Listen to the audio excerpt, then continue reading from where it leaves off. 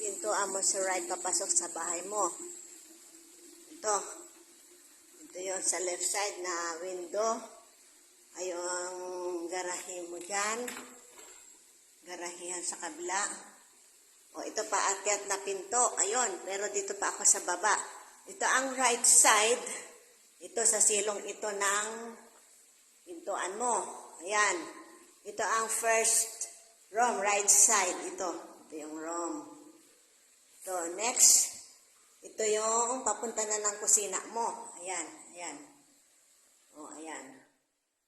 Ayan. May pintuan pa sa loob. Ito may dalawang door. Ay, wala kung ano itong door dito. Ano ito? O, may salamin. Ah, banyo. Ito pa yung next. Ito. Ito ay next. Ano ito? Ah, ano din pala ito? Hindi pa tapos. Under construction pa ito. Ito sa kusina mo naman ito. Papunta na ng kusina. Ito yung gilid na side. Ayan, may mga simento pa. Ito ay papunta na ng ano mo to?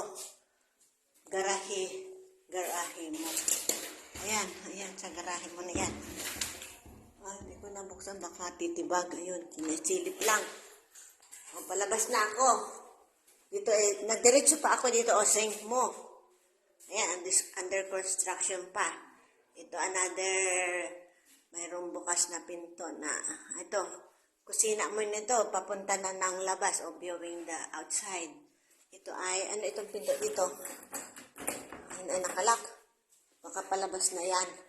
O, nakita mo na, ito, under construction sink. O, okay. Sa taas naman ako ngayon aakyat. Kung saan nyo ipupunta yung mga gusto nyong things na ilalagay nyo. Ayan, o, step 1,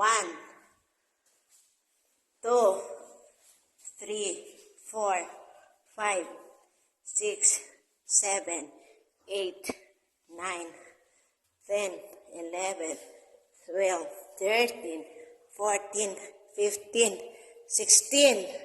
Going upstairs, 16 stairs, stairway. 16 steps. Ito yun, sa side ng daan. Ito yung view. Ayan. Ito yung, ano nyo, bintana. Ito, dito na. Ayan. Ayan. O, ito. Diretso sa upper na ito. Upper room na.